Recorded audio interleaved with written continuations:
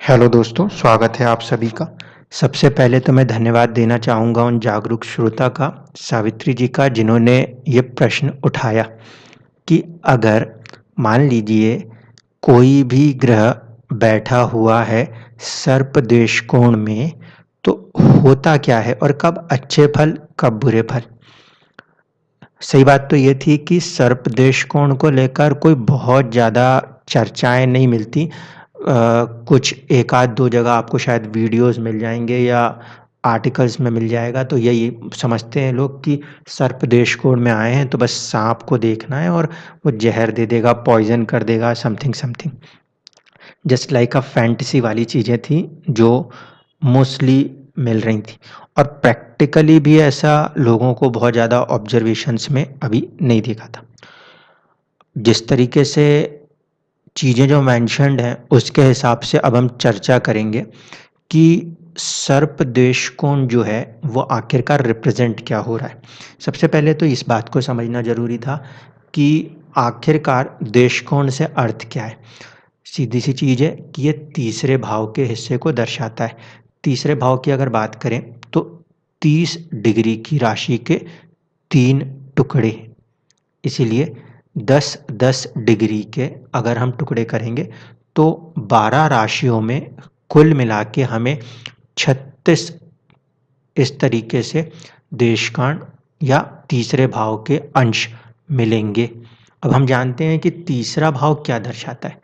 तीसरा भाव हमारी ज़िंदगी में साहस और पराक्रम को दर्शाता है। तो इसका मतलब है कि जातक-जातिकाएँ अपने साहस और पराक्रम से क्या चीज़ों को कर सकते हैं, इसके बारे में कोई बात हो रही होगी। इतनी चीज़ तो क्लियर। अब क्या होगी, क्यों होगी और कैसे होगी, इसको समझना था। आपके सवाल के बाद by the grace of God एक बुक भी हासिल हुई, जिसमें कि चीज़ों को बहुत क्लियरली मेंशन्ड किया गया है। अब देखिए, यहाँ से हम उस सवाल के जवाब को खोजने का प्रयास करते हैं कि कब कोई ग्रह किसी सर्पदेश कोण में बैठने के बाद अच्छा फल दे पाएगा या बुरा फल ही देगा। आपने के.एन. राव सर जी की भी डिटेल्स शेयर की, उसके लिए भी बहुत-बहुत धन्यवाद। उस चार्ट में आपने ये पाया कि गुरु जो थे वो कर्क राशि में उच्च राशि स्थ बैठे थे, दसम भाव में बैठे थे और उसके बाद सर्पदेश कोण में बैठे थे। तो हम जब अपने एनालिसिस को लेंगे, इन तीनों चीज़ों को कंसीडर करेंगे। मैं उस पे आखिरी में आऊँगा। अब मैं पहले बात करता हूँ कि अगर कभी कोई ग्रह सर्पदेश कोण में बैठे हैं, तो क्या उसका अर्थ होगा? ठीक है, चलिए शुरुआत करते हैं। सबसे पहला सर्पदेश कोण मिलेगा, वो मिलेगा जल तत्व की राशियों में ही मिलेगा। यानी कि 4, 8 और 12 नंबर की राशियों में अगर ग्रह बैठे हैं, तो वो सर्पदेश कोण में आने की संभावना रखते हैं। सबसे पहले राशि फिक्स करनी है 4, 8 और 12। उसके बाद दूसरी चीज़ जो है वो ये होगी कि राशि को 10-10 डिग्री का मान के चलिएगा। 0 से लेके 10 डिग्री के बीच में अगर कोई ग्रह बैठा है, तो वो एक पर्टिकुलर देश कोण में होगा। फिर 10 से 20 एक दूसरा देश कोण होगा और 20 से 30 एक तीसरा देश कोण होगा। अब जो मेंशन्ड है उसके ऊपर चलता हूँ। क्लासिक या बुक्स क्या मेंशन करती हैं, क्या उसमें संभावनाएँ बनती हैं। अगर कोई ग्रह आपके कर्क राशि में बैठा है और वो तीसरे देश कोण में बैठा है, मतलब कि वो बैठा होगा डिग्री वाइज़ 20 डिग्री से 30 डिग्री के बीच में, तो वो आ जाएगा सर्पदेश कोण में। अब इसके जो स्वामी हैं, इस देश कोण के स्वामी हैं, वो बनेंगे गुरुदेव। कैसे बनेंगे, कौन-सी राशि होगी? देखिए, अगर कर्क लगन को लिया जाए तो कर्क लगन के अंदर जब देश कोण को आप काउंट करने जाएँगे, तरीका ये है कि पहला जो 0 से लेके 10 डिग्री होता है, वो वहाँ पे 5th हाउस में आ जाएगा और सेकंड जो है वो खुद अपने उसमें जाएगा 4 नंबर में और आखिरी जो बचेगा वो 9 नंबर में जाएगा, क्योंकि 12 नंबर जो है वो 9th हाउस में आता है। तो 3 ही टुकड़े हो सकते हैं, इसलिए आपके लगन में जो भी राशि है, उस हिसाब से आप उसके 3 टुकड़े देखोगे, तो एक आता है पंचम से, एक आता है नवम से और एक आता है स्वयं लगन से। इस हिसाब से कर्क लगन की कुंडली में अगर देश कोण की बात की जा रही है, तो तीसरा देश कोण गुरु के पास आएगा, जो बेसिकली वहाँ पे 12 नंबर राशि को रिप्रेजेंट करने वाला फैक्टर बनता है और उसके लिए उसके जो रूलर हैं, स्वामी हैं, वो गुरु खुद माने जाते हैं। ठीक है? अब तीसरा द्वेष कोण के बारे में क्या लिखा है इसको समझते हैं। ये जो तीसरा द्वेष करना है, ये कैंसर साइन का रिप्रेजेंट करता है एक ऐसे इंसान को जिसके आस-पास सर्प हों, ठीक है? और उसने उसको सोने, चांदी सब चीज़ों के साथ भर के रखा है। नाव तैर रही है, वाइफ़ को रिच करना और ये सब बातें कही गई हैं। इससे वो कहना क्या चाह रहे हैं? इससे ये कहना चाह रहे हैं कि ऐसी खर्च, ऐसी चुनौतियाँ ज़िंदगियों में आ रही हैं जिसके कारण इंसान बंधा हुआ है। जैसे किसी नाग ने आकर जकड़ लिया हो, ठीक है? इस वजह से अगर कोई ग्रह कर्क राशि के अंदर आखिरी के डिग्रियों में 20 डिग्री से 30 डिग्री में पाया जाएगा, तो हम मानेंगे ऐसा ग्रह आपसे बेवजह के खर्चे करवा रहा है और आपकी आर्थिक स्थितियों पे चुनौती देगा। ठीक है? एक चीज़। अब गुरु वहाँ के स्वामी हैं, अगर गुरु वहाँ बैठेंगे समझदारी के ग्रह हैं, तो प्रभाव, नुकसान, परेशानियाँ तो देंगे, लेकिन कम देंगे। जो जिस चीज़ का एक्सपर्ट है, अगर वो वहाँ बैठा है, तो उससे निकलने की पूरी-पूरी क्षमता आपको मिलेगी। और के.एन. राव सर जी के कुंडली में यही हो रहा था। मुझे ये नहीं पता कि उनके ज़िंदगी में किस दौर में क्या कुछ चला। बहुत ज़्यादा इस तरीके का विवरण कहीं विकिपीडिया और कहीं भी नहीं आता। इसलिए तो हम ऐसा मान सकते हैं जब गुरु की दशा उनके ऊपर चली होगी तो किसी न किसी तरीके के कोई फाइनेंशियल प्रॉब्लम्स लाइफ में फेस हुए होंगे कि अभी ज़रूरत तो है लेकिन हाथ बंधे हुए हैं, कुछ ऐसी चुनौतियाँ आई होंगी। लेकिन क्योंकि गुरु उसी द्वेषकणा के स्वामी हैं, तो वो परिस्थितियों से खुद को निकालने में ज़्यादा प्रबल सक्षम हो गए होंगे। अब अगर इस जगह पर वो ग्रह बैठ जाए जो गुरु से मित्र ना हो, तो भारी नुकसान हो जाएगा। आप मान लीजिए कि कर्क राशि है, कैंसर साइन है और राहु जाके बैठे हुए हैं आखिरी के डिग्रियों में, तो वो क्या करेंगे? वो तो धन और लुटवा बैठेंगे। आपका जो धन है, सीबीआई की रेड हो गई, आपका धन होते हुए भी आप उसमें घिर चुके हो, पीड़ित हो चुके हो, आप उसको इस्तेमाल नहीं कर पा रहे। कर्ज आपके ऊपर चढ़ चुके हैं, कर्ज चुकाना पड़ रहा है, इसलिए आप अपनी ज़िंदगियों में खुशियों को हासिल नहीं कर पा रहे। इस तरीके से आपको यहाँ पे समझना पड़ेगा। अच्छा और बुरा जो आपका सवाल था, मैं ये बोलूँगा कि अगर वहाँ पे ये पोज़ीशन है, तो चुनौतियाँ तो आएँगी। जैसे-जैसे ग्रह हैं और जैसे-जैसे उस ग्रह का गुरु के साथ जुपिटर क्योंकि वहाँ रूल कर रहे हैं, तो जुपिटर के साथ अगर उसका रिलेशन ठीक है, तो फिर वो उसको बख्श देगा। अगर जुपिटर के साथ उसका रिलेशन खराब हुआ, तो वो उसको नहीं बख्शेगा। और मुझे उम्मीद है कि आप क्योंकि काफ़ी तजुर्बा रखती हैं इन चीज़ों का, तो आप इस बात को समझ रही होंगी। ठीक है? अगर कोई किसी का शत्रु है, तो वो फिर उसको वहाँ शत्रुता में ख़त्म करेगा। इस चीज़ को पॉइंट आउट करने के लिए आप ये समझ लीजिएगा कि अगर कोई ग्रह कर्क राशि में 20 डिग्री से 30 डिग्री के बीच में बैठा है, लेकिन वो गुरु से नेचुरल भी मित्र होता हो और कुंडली में तात्कालिक मित्र होता हो, तो उसके प्रभाव में कुछ कमी आ जाएगी और अगर शत्रुता बढ़ेगी, तो ज़िंदगी में उतनी ज़्यादा परेशानियाँ बढ़ेंगी, कर्ज बढ़ेंगे, फाइनेंशियल क्राइसिस आएगा। ठीक? अब चलते हैं दूसरे में। दूसरा जो मिलेगा, वो मिलेगा आपको स्कॉर्पियो साइन में। वृश्चिक राशि के अंदर ये मिडिल दिक्कड़ना लिखा है। मिडिल दिक्कड़ना का मतलब हो गया सेकंड दिक्कड़ना। सेकंड दिक्कड़ना की अगर बात की जाएगी, तो इसका मतलब है अगर कोई ग्रह 10 डिग्री से 20 डिग्री के बीच में बैठा होगा तब। उस कंडीशन में आपका जो दिक्कड़ना है वो सेकंड दिक्कड़ना माना जाएगा। ये क्या रिप्रेज़ेंट करता है? ये वुमेन को रिप्रेज़ेंट कर रहा है और हाउस हस्बैंड हैप्पीनेस को रिप्रेज़ेंट कर रहा है, लेकिन फिर यहाँ पे भी सर्प आ गया। बॉडी की बात कर रहा है जो कि एक टॉर्टोइज़ की तरह नज़र आ रही हो और सारी चीज़ें फीमेल डेसिनेट है, ठीक है। अब ये जो चीज़ें लिखी गई हैं, इसको अगर हम कोशिश करें तो इस तरीके से कि 8 नंबर की राशि में अगर कोई ग्रह ऐसा बैठा है, तो य 2 चीज़ें कर सकता है। बहुत ज़्यादा फूड हैबिट्स में आ रहा हो या किसी अपोज़िट पार्टनर की तरफ ज़्यादा खिंचा चला जा रहा हो और उसकी वजह से उनको कुछ चुनौतियाँ ज़िंदगी में देखने को मिल सकती हैं। इस पर्टिकुलर डेसिनेट यानी कि दिक्कड़ना के अंदर आपको जो चुनौती समझ में आएगी वो ये कि इंसान जो है वो बहुत ज़्यादा ही अपने आप को फाइनेंशियल मैटर्स में, मनी मैटर्स में फँसाने वाला काम कर सकता है। जिसे हम देखते हैं कई बार कि ब्लैकमेल कर दिया गया, ठीक है? तो यहाँ पे ये चीज़ें आ सकती हैं। क्यों? क्योंकि अगर मैं ऊपर वाली चीज़ों को रीड करूँ तो मैं ऐसा मानूँगा कि इंसान स्त्रियों के प्रति या अपोज़िट सेक्स के प्रति आकर्षण हो रहा है और वो अपनी संयम शक्ति को खो सकता है, ठीक? क्योंकि यहाँ पे जो स्वामित्व मिलता हुआ नज़र आएगा, वो मेरे हिसाब से मंगल का मिलेगा और मंगल जो है पौरुष शक्ति, पैशन का कारक ग्रह है। इसीलिए इंसान का जो पैशन है, उस पर्टिकुलर पोज़ीशन में बैठे हुए ग्रह जो हैं, वो उसके पैशन को इम्पैक्ट कर सकते हैं। कुछ ग्रह उस पैशन को कम कर सकते हैं, तो कुछ ग्रह उस पैशन को बेवजह बढ़ा सकते हैं। मंगल वहाँ बैठे, तो यहाँ पे थोड़ा-सा समझना पड़ेगा। अगर मंगल ने एनर्जी को गलत यूटिलाइज़ कर दिया, तो वो फँसा देगा। अगर पॉज़िटिव रहा, तो ठीक है। फिर वही कंडीशन कि जो ग्रह वहाँ बैठा है, वो उस पर्टिकुलर जो दिक्कणना है, उसके स्वामी के साथ जैसा रिलेशन रखेगा, उसके ही हिसाब से अपने रिज़ल्ट्स को करेगा, क्योंकि वो एक दिक्कणना में काम करने आया है।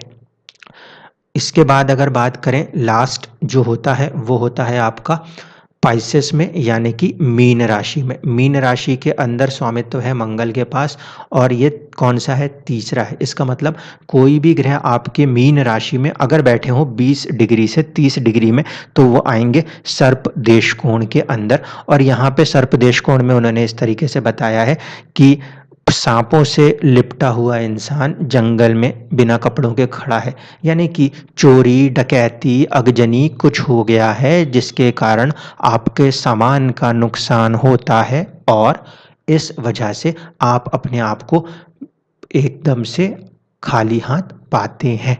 सर्प का मतलब है जकड़न और जो चीज़ों को लेके कनेक्ट कर रहे हैं वो इस बात को बता रहे हैं कि देखिए फॉरेस्ट में खड़ा है, लुटेरों ने लूट लिया या तो चोरी हो जाए, अगजनी हो जाए, फाइनेंशियल लॉसेस होंगे।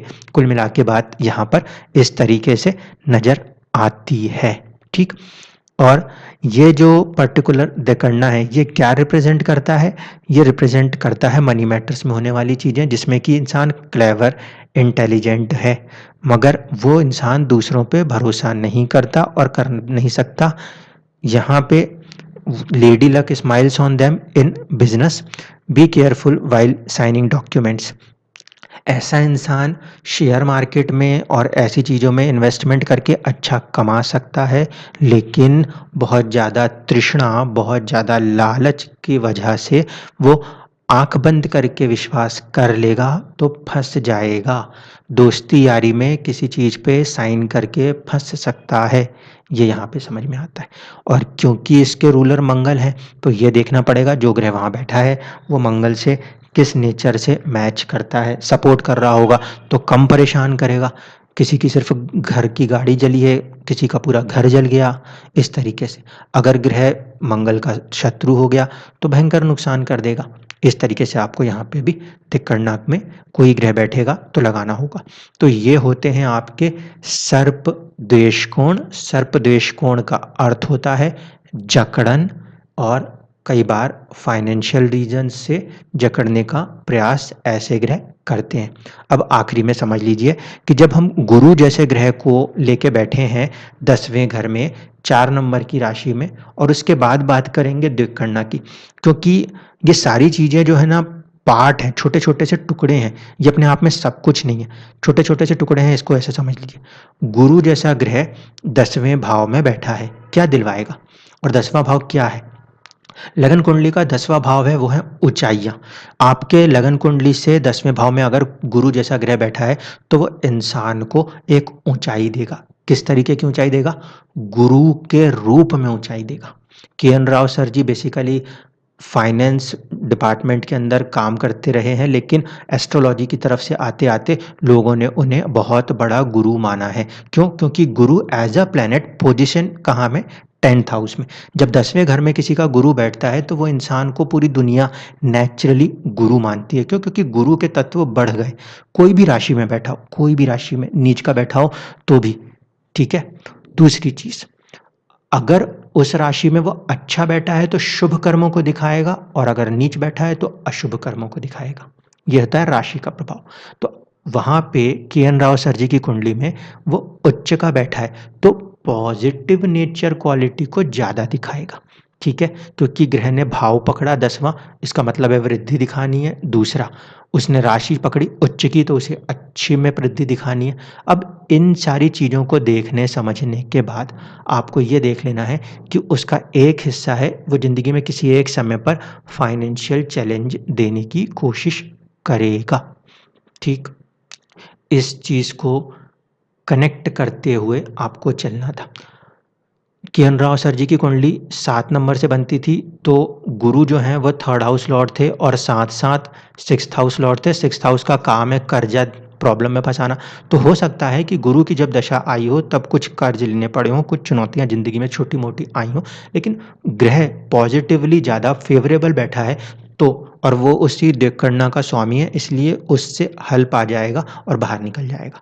अब यहीं पे किसी का मान लीजिए कोई नीच का ग्रह बैठ जाए, 4 नंबर की राशि है, मंगल जैसा ग्रह बैठ गया। अब मंगल जैसा ग्रह मान लीजिए उस पोज़ीशन में बैठा है, 10वें घर में बैठा है और नीच का बैठा है। एक तो दिशा बली होगा, यानी कि और ज़्यादा रिस्क टेकिंग कैपेसिटी मंगल के तहत बढ़ेगी।